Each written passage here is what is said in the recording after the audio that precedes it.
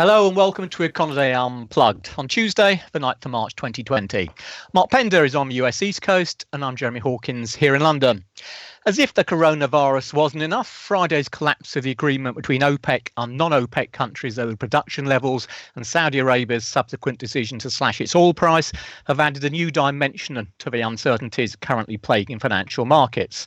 Yesterday, oil prices were down around 30% at one point as OPEC's largest producer responded to Russia's refusal to cut output in order to shore up prices. Tumbling oil duly prompted a fresh wave of panic selling in equity markets, which, with the S&P 500 opening limit down, saw their worst trading day since the global financial crisis. At the same time, government bond yields continue to post new record lows. In fact, the entire US yield curve yesterday moved below 1%, while its Eurozone counterpart is still sub-zero. In the foreign exchange markets, losers have predictably been the petrocurrencies such as Norwegian krona, which saw a new record low against the dollar yesterday, Mexican peso and Russian ruble, which at one point was down over 8%. Not surprisingly, the winners have been the regional safe havens such as the Japanese yen and Swiss franc, but not so much the dollar, or upside potential remains hampered by speculation about more rate cuts. As we record today, there's been a bit of a pullback in markets, in no small way it seems due to hopes for some possible coordinated action on fiscal policy. And that's probably just as well, because at least 13 central banks around the world have reduced interest rates by between 25 and 200 basis points, either just before or since the Fed made its emergency 50 basis point cut last Tuesday, and that without having any sustained impact on the markets. Notably missing from this list are the Bank of England, Bank of Japan and ECB, but all have scheduled policy announcements over the next couple of weeks or so. Though there's still time for, well, let's say some loose coordination to be delivered. Meantime, in Italy, the Eurozone's third largest economy and the main European virus hotspot, all 60 million citizens are now essentially in lockdown. So, Mr. Pender, financial markets are already discounting another round of aggressive Fed cuts, as well as some government fiscal action. What's the latest your side? Well, we have a FOMC coming up, and the expectations are for another significant cut, just like that, after yesterday's meltdown in the markets. How big are we talking? Perhaps 50 basis points. I guess there's a couple of things I would like to point out. The second, before I forget, is how are we going to do a coordinated action of fiscal policy? But I'll pass that on later. But the first is that the central banks, in their lingo, are gauging. They will be acting, such as Italy, for instance. They'll be acting, saying, well, the virus is going to have a significant effect on economic policy. But they wouldn't really be saying that if the markets were stable. Their view of how the virus is going to affect the economy is really, it's the dog wagging the tail. It's the markets dictating to the central banks what they think or what the markets think is going to happen. Now, the markets are I'm not really sure that they're the proper barometer to judge scientifically to judge the impact of a health issue. They're highly leveraged, and a lot of what we're seeing are margin calls and related to collapsed positions and those kinds of things. So that's creating an exaggerated effect that's going to have a self-fulfilling effect on the actual damage that's being done to the global economy. I just wanted to get that out. And now I want to get back to the coordinated action on fiscal policy. How is this really possible? And how will it, and I'm very curious, how is it going to play among the sovereign nations in Europe? How is that going to play out? What does the ECB expect? If the ECB does nothing or very little on Thursday, then and they will be hitting the ball into the court for the fiscal policy. How should we expect that to unfold? Okay, let's kick off with the ECB then. As you mentioned, their meeting is on Thursday. I think the general expectation and kind of what's priced into the market at the moment is that we really won't see that much. I mean, at most probably perhaps a 10 basis point off the deposit rate, which currently stands at minus 0.5%. And this is really the big problem for the ECB in the sense that interest rates are already quite well deep into negative territory. A number of members of the ECB have made made lots of comments to the effect that they're not happy about the dislocation and the distortions being caused into financial markets due to the fact we've got these sub-zero rates, and at the end of the day, most simply don't want to reduce rates much further. Now, I think they can do some other bits and pieces. I mean, they could increase their quantitative easing, and that's currently running at net asset purchases of 20 billion euros a month. But bear in mind that they had problems actually reinstigating the program back in November last year when the Eurozone economy was starting to slow down. So it's hard to see that being, I think, increased by a great deal. What was the problems? The problem really was, and this is kind of connected to the deposit rate, the fact that a number of members really take the view that ECB policy has been too loose for too long. Some of the more hawkish members are worried that what was then an ongoing increase in the size of the ECB's balance sheet will ultimately prove to be inflationary. Now, you can argue, whether that might or might not be the case, but certainly for some of the long-standing hawks, their view is that there's still this kind of loose relationship between monetary growth and what's going to happen to inflation down the road. And this ongoing supply of credit into the markets was boosting money supply and, crucially, leading to the inappropriate buying of risky assets to levels above where they should be just on the basis of fundamentals. So I think there's certainly a hard core within the ECB at the moment, which, notwithstanding the problems we've got to do with the coronavirus and oil price uncertainty and everything else, which really doesn't want to do anything.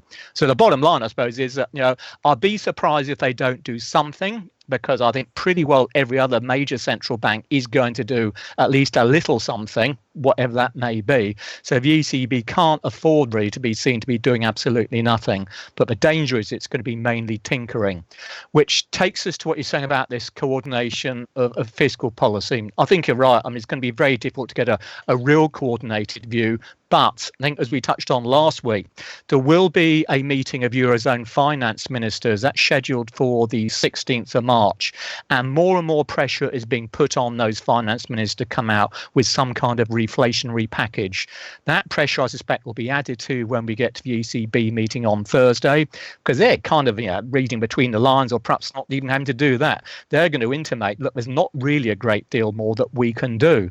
They'll still talk up markets and say, look, we've got our toolbox to help things out, but the bottom line for them is that they really need help from the politicians. And of course, the likes of Italy, well, they've already got this 7 billion euro plan, anti-coronavirus plan, if you like, already in train. But from what's going on out there now, and particularly now they have this complete almost shutdown of the economy, it's probably going to be substantially larger. So I think what markets will need from the finance ministers next week, if not before, is that they're going to play around, or at least lift some of the limits on borrowing that are contained in this Growth and Stability Pact, which essentially lays down the upper limits for the debt and borrowing by the national nations. But if we can get that, there's also a lot of talk that tomorrow in the UK, when we get the budget being announced over here, we're going to get, I'll be very surprised if it's not a very stimulative budget coming out the UK. And there's also at least a possibility it could be coordinated with a cut in interest rates from the Bank of England. Now, the bank, like most central banks, doesn't really like to move between its scheduled meetings. But as we saw with the Fed last week, when push comes to shove, they may be prepared to do it.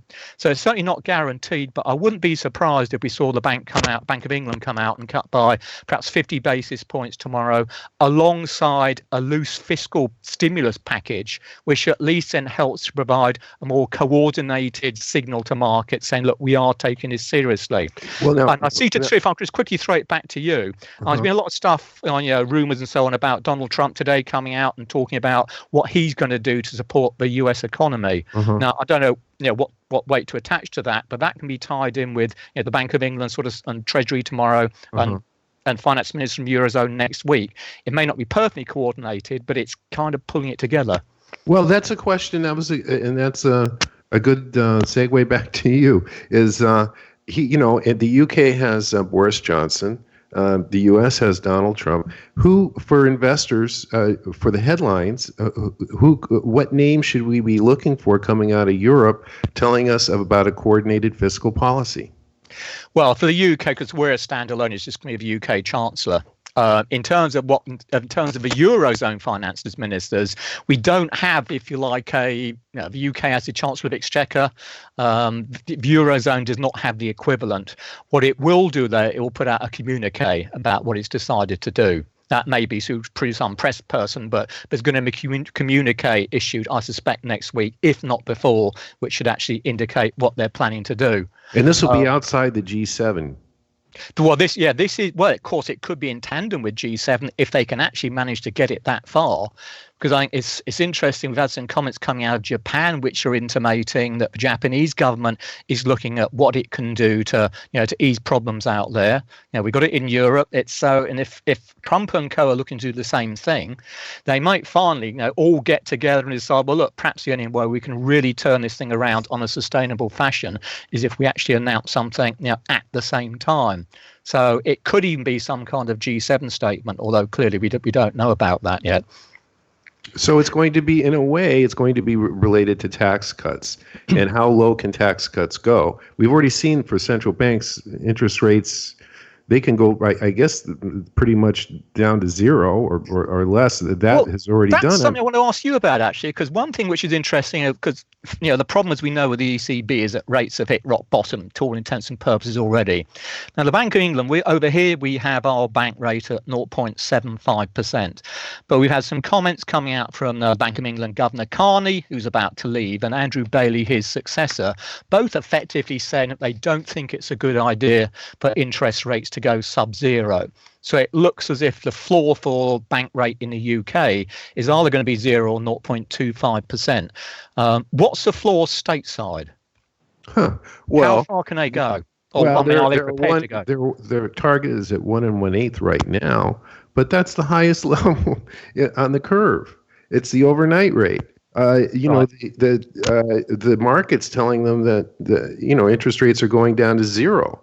I guess we're at about 0.5 right now in the 10-year, and in the last month or 6 weeks, that's gone down 100 basis points or more, or something like that. It's been in this incredible collapse in interest rates, which is that's signaling to the Fed that traditional policy has been out the window. And what can they do? Printing money, directly buying bonds, or directly buying corporate bonds, or directly buying, if they turn to buying stocks, and how long can that go? It's a credibility issue. And then back to fiscal policy. I mean, can these countries run increasing debt? Maybe some can, and maybe the U.S. can. But it's to me, it might be the same as monetary policy. Economic policy seems to be becoming handcuffed, or it's losing its effectiveness. Maybe it was overdone. Maybe there was too much of it. Maybe too much QE, going back to Ben Bernanke. But I guess it's playing out now. But it definitely seems to me that the markets are leading policy, and the markets are because of leverage in the markets, they can be unstable. I think that's very, very true.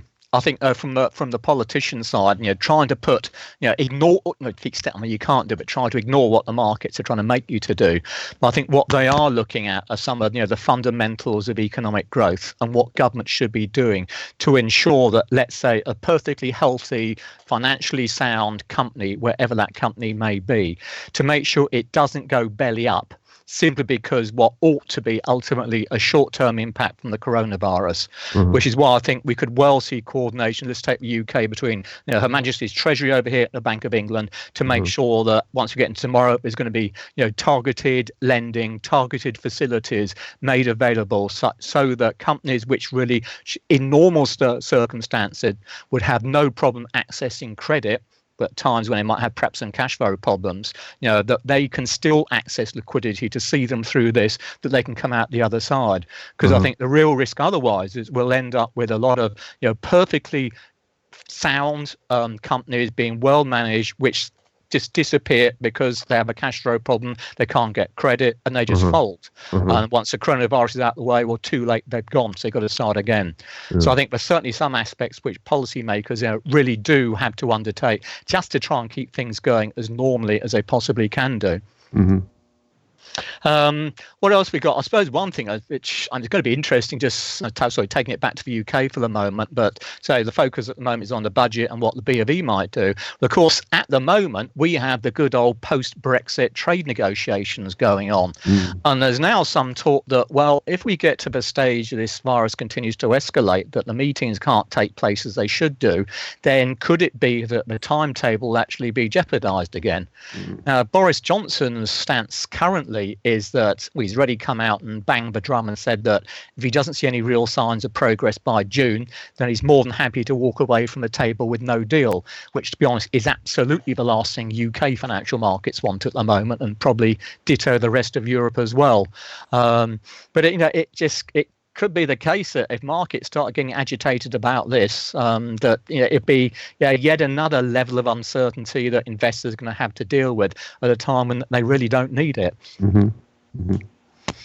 Otherwise, I suppose you also mentioned the likes of the Swiss National Bank. I mean, so far, of course, they haven't done anything, and we've talked about them in previous podcasts. But of course, the Swiss franc is still by far and away. The European it jumped yesterday. I don't even. Was it 3% or something like that? It was. It did. It had a very good run, and certainly in terms of the cross-European flows, the Swiss franc has had a very good week, to be honest. But particularly over the last few days, it's done extremely well. And as we speak, Euro Swiss franc is trading at which is about 1.06. So that's Swiss francs per euro, and it's really you've got to say about 10% or so really below where the Swiss National Bank would want to see it. So it really does mean this currency is far too strong as they're concerned. But again, it's a bit like the ECB. A lot of the SNB say they've got a minus 0.75% deposit rate, or policy rate, I should call it anyway. They don't want to cut it anymore. And looking at some of their weekly data, it looks as if the SNB has been intervening increasingly aggressively over the course of the last week or so to try and stop the Swiss franc appreciating. But if we get another blow up in the virus or whatever it may be, and this thing continues to appreciate, then it may be they just simply have to come out and cut rates, particularly if the Fed cuts again on ECB. Well, Switzerland borders the hardest hit area of Italy, and so I imagine the virus effect that we may see it appear there. Yeah, I mean, I think really within Europe, everyone's kind of just crossing their fingers. I mean, Italy is by far and away, the most hit area. I mean, Germany is a long way behind the next one. Let me throw out Austria. Have you heard about Austria? Austria, off the top of my head, I must say, I'm not sure where they stand at moments in terms of the coronavirus. I think probably in line with Germany. I think they've got some cases, but nothing like as bad as it might be.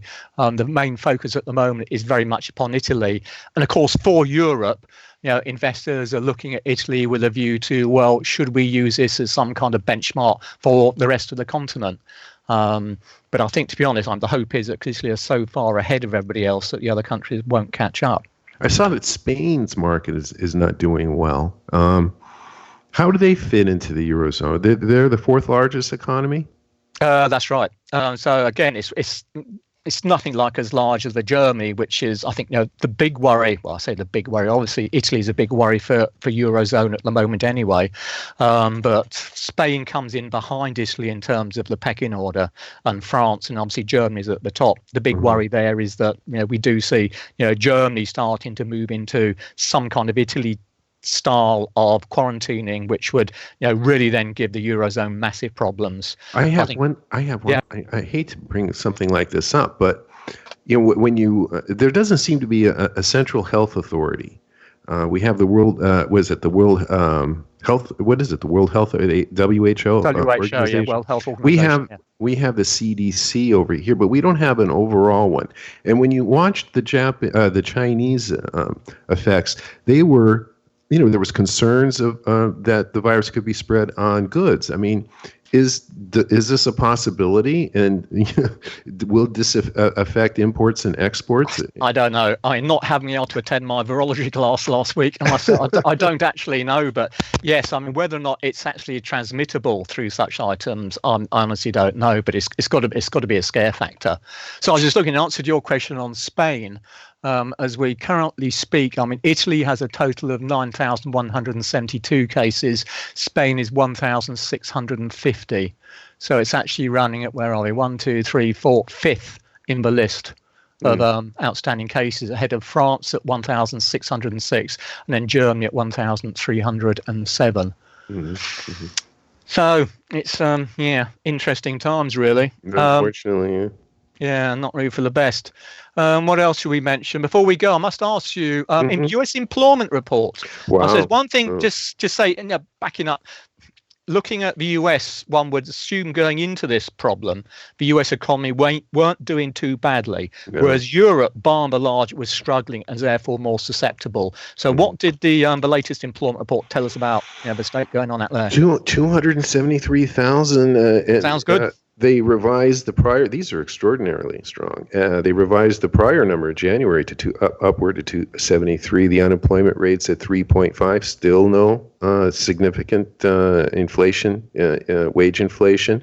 I was just out in Southern California and I saw help wanted signs on all the retailers, as I do out here in the East Coast. So there is a very, very strong employment market here, and it's really the hot spot in the U.S. is new homes. New homes are just spiking right now. Construction is on fire, residential and non-residential, and it's both because of low interest rates, strong employment, but also non-residential is also rising. Construction payrolls have been shooting through the roof. So that's an interesting point. We'll see, if interest rates keep going down and down and down, the Fed, the Treasury is going to, when they auction securities now with these new low rates, the financing of the debt is going to be very, the stress is going to be gone, because the net interest expense on the budget has been rising sharply, and now that probably isn't going to be because of the increased debt, but now that's going to be coming down. So maybe what we're looking at, is not only tax cuts, but just, aggressive fiscal spending. I'm not sure where it can go if it can actually continue to increase U.S. employment, for instance. I'm not sure what that means. No, I think that's a fair point. Or there's got to be something in Europe where they've been managing down these budget deficits for really ever since the last the global recession. There is scope for some significant government spending, I think, to take place. And as you mentioned, because interest rates are so low, I mean, in many ways, just from a pure costing viewpoint, now's the chance to do it. If they do public projects and build roads and canals and things, they need people to build them, right? Yeah, exactly. Back to good old wholesome Keynesianism. And one other thing, just mention in terms, the way inflation's so low, it's helping to just keep these rates down. We're just quickly going back to oil prices now. I think we talked previously that when it comes to looking at how central bank view prices, they look at underlying rates of inflation, not just the headline rate, particularly and partly because of you have these swings in oil prices. Well, in terms of the latest OPEC developments, what I've seen coming out of Saudi Arabia, and they're talking about increasing their supply from February, I think it was 9.7 million barrels a day, up to 12.3 million once we get into April. So I mean that is a huge boost. In fact, it suggests that they're actually going to have to dip into inventories just to be able to supply that much. But if they're doing that, then it means that we're not just talking about a temporary blip down in oil prices. Exactly. We're talking about a level which could be, give or take, I don't know, $10 a barrel, whatever, could be around for some time. An extended thing that would pull down underlying inflation. So what exactly? The second round effects, and what hope of getting inflation higher then? And what the Saudis must be trying to interrupt or damage Russian production. Now, this happened several years back here in the U.S. With the alternative. Production, the horizontal shale fracking, industry and so they tried to lower the price and move those and make all those investments unprofitable. So it must be aimed at Russian production. So the question is, how long can the Russians withstand it? I guess their budget has been relatively balanced, and maybe they can sustain some kind of of a lengthy thing. But that's going to be, if oil, I mean, if that's what the play is now between these two producers, well, the U.S. is going to be affected too. And producers here are going to will start to go broke if this lasts very long. Well, this is sort of a double-edged sword, isn't it? Because if you're a consumer, it's, well, hey, lower prices is good news when you're filling up at the pump. You have more disposable income to spend on other things. But if you're in the oil industry, then you're facing a really torrid time now. Mm-hmm. All right. On which happy note, inconclusive note, we wait to see what our dear policymakers around the world will decide to do. You finished your side? I guess. Yeah. Okay, that's it then for this week. So many countries' central banks have done, or at least started to do their bit. So pressure now really is on the politicians and fiscal policy to do some of the heavy lifting. Hopefully by this time next week, they'll be well on their way to do just that. But in any event, be set for continued high levels of volatility. In the meantime, from Mark and myself, thanks for listening. Do keep watching Econoday's global economic calendar for updates on all the important data and events. Stay well, and we'll see you next time. Bye for now.